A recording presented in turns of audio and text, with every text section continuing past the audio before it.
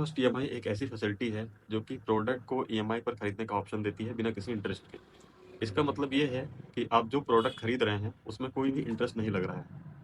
इसके अलावा यहाँ पे आपसे कोई भी एक्स्ट्रा चार्जेस नहीं लिए जा रहे हैं। इसका मतलब कि प्रोडक्ट का प्राइस वही है, ईएमआई में खरीदने का ऑप्शन मिल रहा है। एग्जाम्पल से समझते हैं इसको। अगर प्रोडक्ट का प्राइस 30,000 रुपए है तो 6 महीने की ईएमआई बना के आपको 5,000 रुपए महीने के हिसाब से पे करना पड़ेगा, जो कि 6 महीने में आपका 30,000 रुपए हो जाएगा। आपको यहाँ पे कुछ भी एक्स्ट्रा चार्जेस नहीं लग रहा है।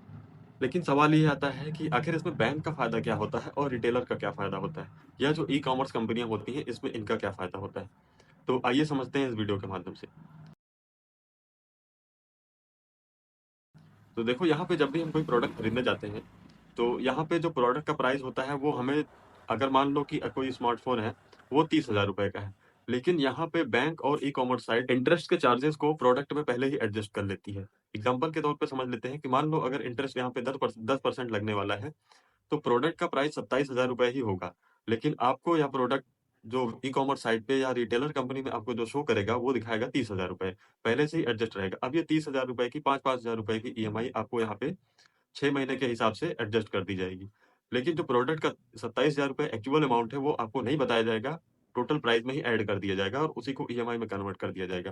प्रोडक्ट का प्राइस 27,000 रुपए है, लेकिन यहाँ पे इंटरेस्ट बैंक को मिल रहा है 3,000 रुपए। अब ये ई-कॉमर्स साइट और बैंक दोनों इसी 3,000 रुपए में एडजस्ट कर लेती हैं। इसके अलावा यहाँ पे एक चीज़ आपने और नोटिस की होगी कि जब भी आप कोई प्रोडक्ट परचेज़ करने जाते हैं या आप ई-कॉमर्स साइट से परचेज़ करते हैं, तो प्रोडक्ट खरीदने से पहले आपको कुछ प्रोसेसिंग फीस देनी पड़ती है। वो भी एक तरीके से एक तरीके से पैसा कमाने का ही ज़रिया है।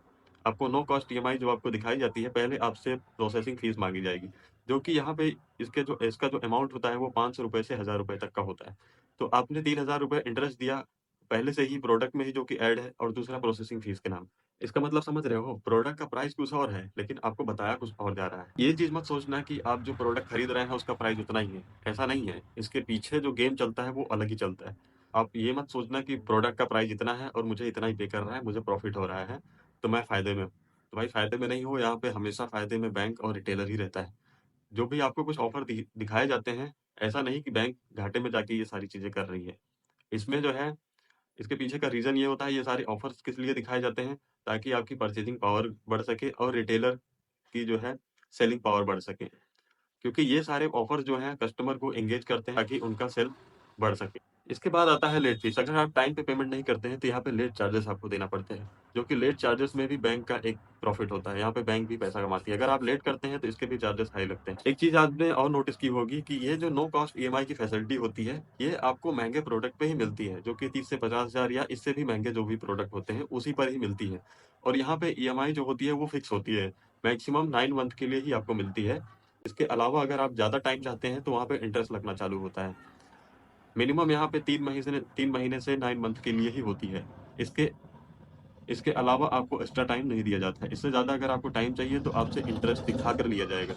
अब इस चीज़ को एक ग्राफ की मदद से समझते हैं। स्क्रीन पे जो आपको ग्राफ दिख रहा है, इसको आप स्क्रीन पॉज़ करके भी पढ़ सकते हैं। यहाँ पे किस तरीके से रिटेलर का और बैंक का फ़ायदा हो रहा है। नो कॉस्ट ईएमआई आपको इंटरेस्टिंग लग सकता है, लेकिन इसके पीछे बैंक और रिटेलर के बीच में जो कुछ भी एग्रीमेंट रहता है, उसके बारे में आपको नहीं पता रहता है। तो इस तरीके से यहाँ पे बैंक और रिटेलर पैसा कमाते हैं, जो कि उनके प्रॉफ़िट का ज़रिया रहता है। ये एक मार्केटिंग स्ट्रेटजी है, जिससे बिज़नेस मॉडल में इज़ाफ़ा किया जा सकता है। अगर ये जानकारी आपको हेल्पफुल लगी हो, तो वीडियो को लाइक ज़रूर कर देना, चैनल को भी सब्सक्राइब कर लेना। Stay away, stay smart.